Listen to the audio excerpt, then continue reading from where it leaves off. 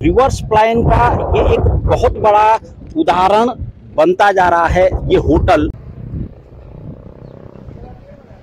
यहाँ पे जो लिफ्ट है वो ट्रांसपेरेंट रखी गई है। भव्य जो व्यू है उसको देखते हुए उसको इन्हीं पहाड़ियों के ठीक पीछे केदारनाथ जी विराजमान हैं और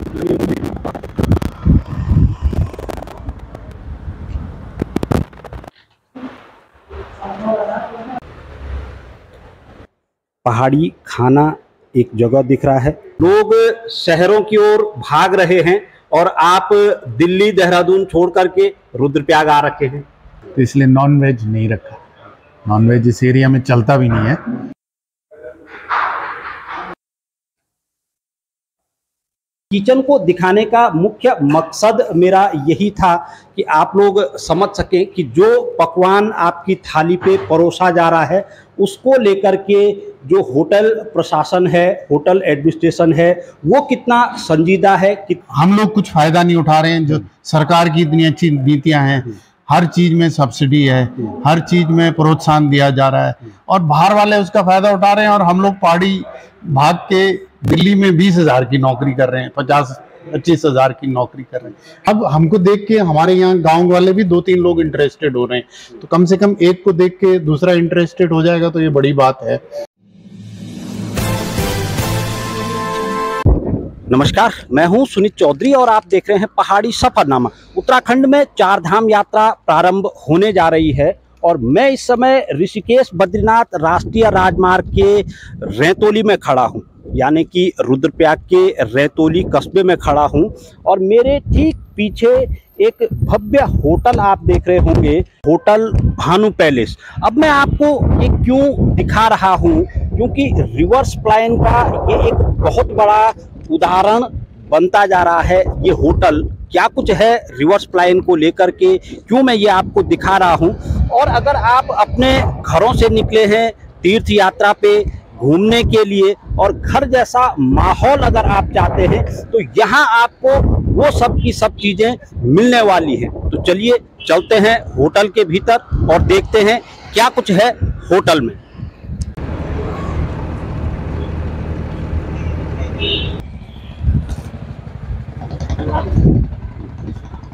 होटल के भीतर हम प्रवेश कर चुके हैं और होटल के जो स्वामी हैं वो मेरे साथ यहाँ पे मौजूद हैं, गोविंद सिंह रावत साहब। और मैंने आपको पहले ही बताया था कि रिवर्स प्लान का एक बड़ा उदाहरण है। रावत साहब जनरल मैनेजर की पोस्ट से सेवानिवृत्त हुए हैं भारतीय स्टेट बैंक में और अब यहाँ पे अपने जो पैतृक जगह इनकी है, जो पैतृक गांव इनका है रुद्रप्रयाग के रैतोली में, वहाँ पे एक भव्य होटल का निर्माण यहाँ पे हुआ है। रावत साहब नमस्कार जी। नमस्कार। लोग शहरों की ओर भाग रहे हैं और आप दिल्ली देहरादून छोड़ करके रुद्रप्रयाग आ रखे हैं। अरे ये आप ये कहें कि ये भूमि मेरे को बुला के लाई है। ये हमारी पैतृक संपत्ति थी, हमारे बाप दादाओं की, और यहाँ पे हमने देखा कि टूरिज्म का स्कोप है। तो एक बार रिटायर होने से पहले मार्च 23 में हम यहाँ आए थे और शादी अटेंड की, तो वहाँ पे देखा तो हमने अपने भाई से बोला यार यहाँ पे चलो कुछ शुरू करते हैं। और ऐसी ईश्वर कृपा हुई और ये कार्य शुरू हो गया और इसको हमारे कज़न ने बनाया है, विक्रम भाई मेरा है, और उन्होंने रिकॉर्ड टाइम 10 महीने में ये बिल्डिंग खड़ी कर दी। और इसमें हम ये भी कहेंगे कि हमको भारतीय स्टेट बैंक से भी सहयोग मिला, जहाँ से हमने लोन लिया है, और ये उत्तराखंड सरकार से भी हमको बहुत सहयोग मिला है। सारे प्रपोजल, सारे अप्रूवल्स एकदम अप्रूव हुए, मतलब बिना टाइम के अप्रूव हो गए। जो कि जैसे मसूरी या कहीं और नैनीताल वगैरह जाओ तो वहाँ पे समय लगता है, और रुद्रप्रयाग में जितना टाइम लगना चाहिए था उससे बहुत कम टाइम लग के ये सब हो गया। अच्छा रावत साहब, इन तमाम चीज़ों पे हम चर्चा करते रहेंगे, बातचीत करते रहेंगे।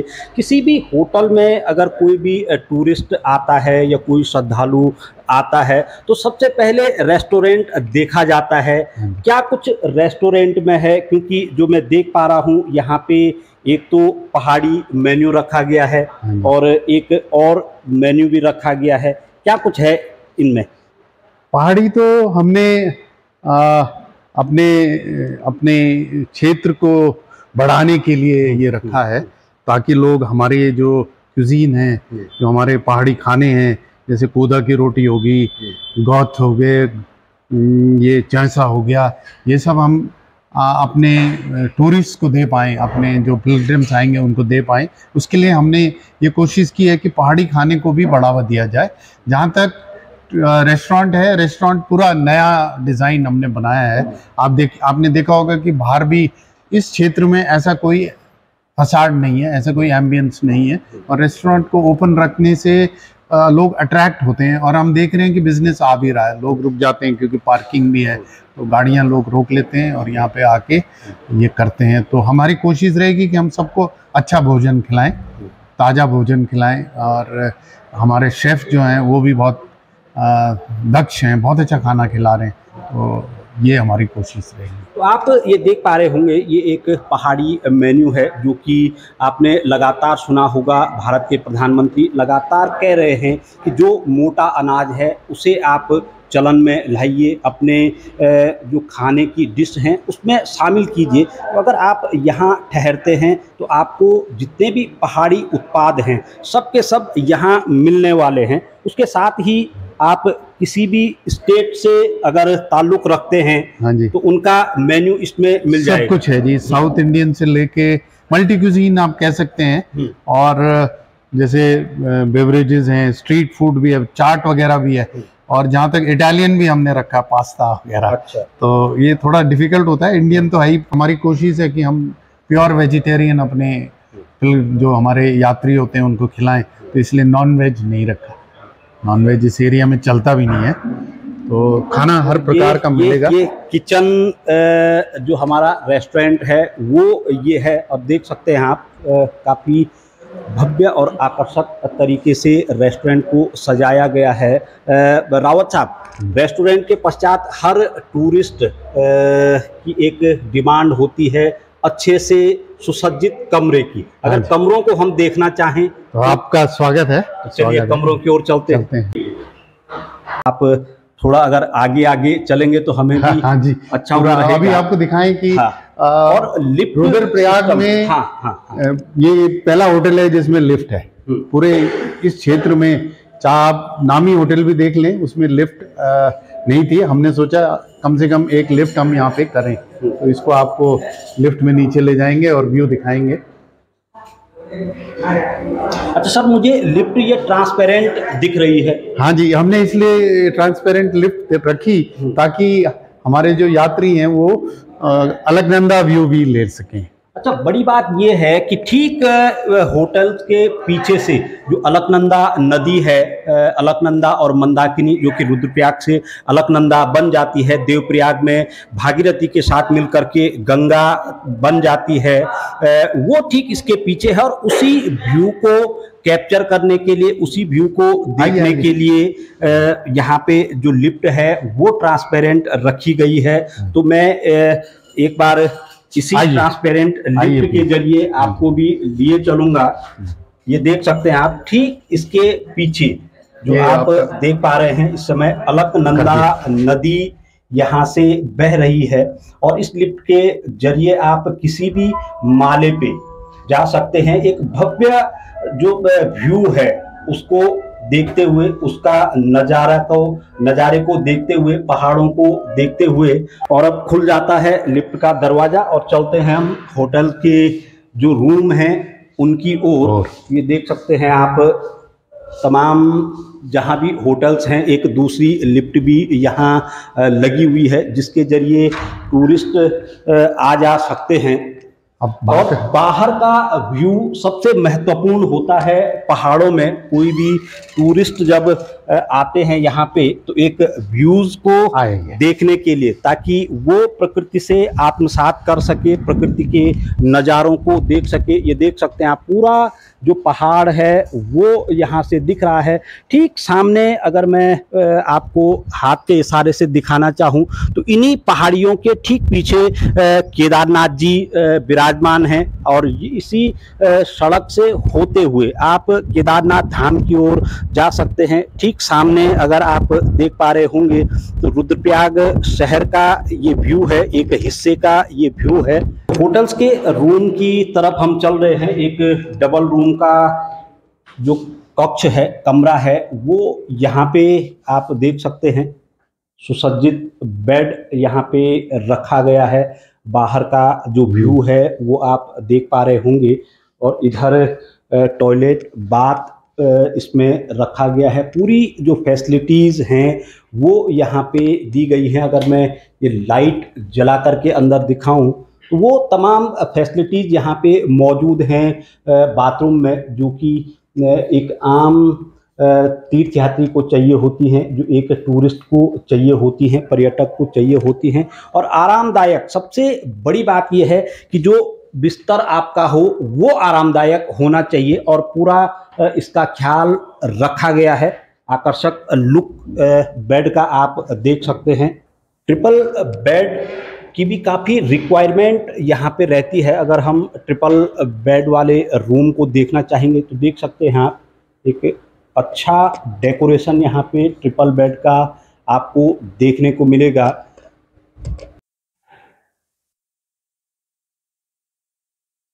तो प्रत्येक होटल की अगर हम कहें तो जो पूरी आत्मा होती है वो किचन में बसती है और मैं किचन भी देखने जरूर जाऊंगा। हालांकि आपने अक्सर देखा होगा कि होटल्स में किचन में अलाउ किसी को भी नहीं किया जाता है, मगर हम देखना चाहते हैं कि किस तरीके की जो किचन व्यवस्था है वो यहाँ पे है। आप देख सकते हैं पूरा का पूरा जो किचन है वो मॉड्यूलर तरीके से तैयार किया गया है। हाइजीनिंग की पूरी व्यवस्था यहाँ पे है।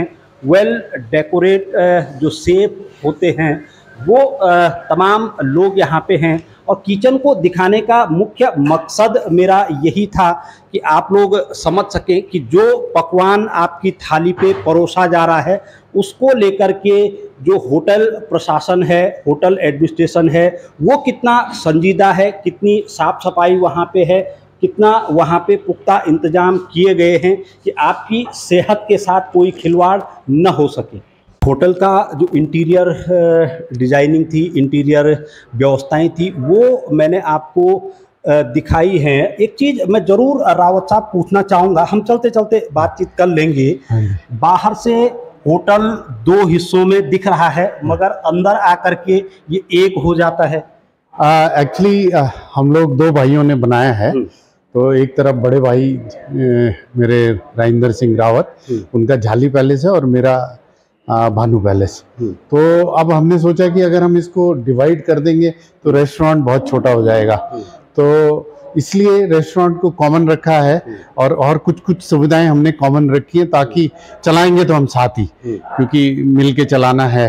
पर क्योंकि प्रॉपर्टी दो पुश्तैनी थी, दो भाइयों की थी, तो इसलिए इसको दो नाम से रखा गया। अच्छा राउत साहब, मैं एक शब्द का अक्सर यूज कर रहा था कि रिवर्स पलायन का उदाहरण बना है ये होटल, क्योंकि आपने ताउम्र जो अपनी राजकीय सेवाएं दी हैं वो देहरादून और दिल्ली जैसे बड़े बड़े महानगरों में वहाँ पे दी हैं, और अब जाकर के आप यहाँ पे आए हैं। पहले भी आपने बताया कि एक थीम थी, एक सोच थी कि हम भी उत्तराखंड के लिए, गढ़वाल के लिए कुछ कर सकें।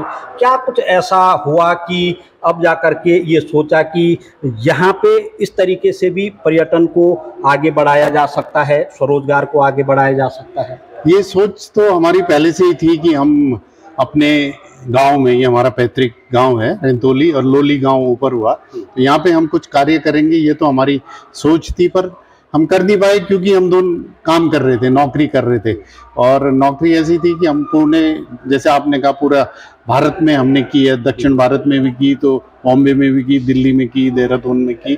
तो अब रिटायर होके मैंने सोचा कुछ करा जाना चाहिए। मैम शायद अभी जॉब में है। हाँ। मेरी वाइफ अभी ONGC में है, तो उनको अभी 1 साल और है, 1 सवा साल और है, पर उसके बाद भी उनका भी इंटरेस्ट है कि वो यहाँ के लिए कुछ करें।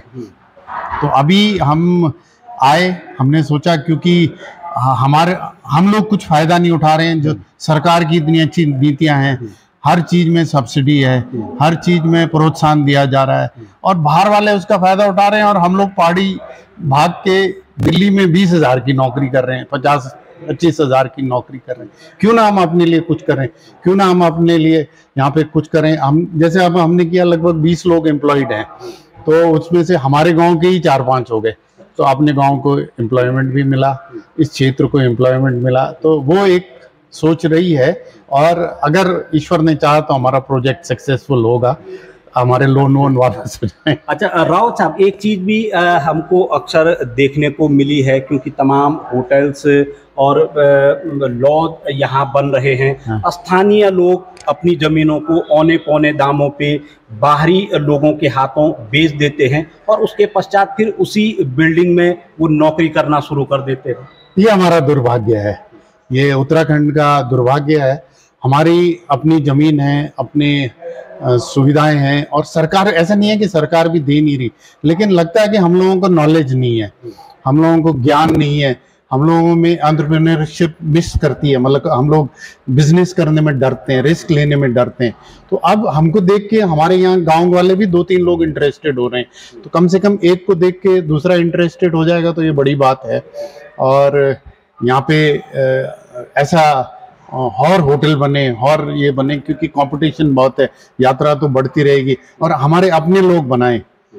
और सरकार ने रूल तो बनाया है कि बाहर वाले खरीद नहीं सकते, लेकिन लॉ को तोड़ मरोड़ के लोग ले लेते हैं फिर भी। तो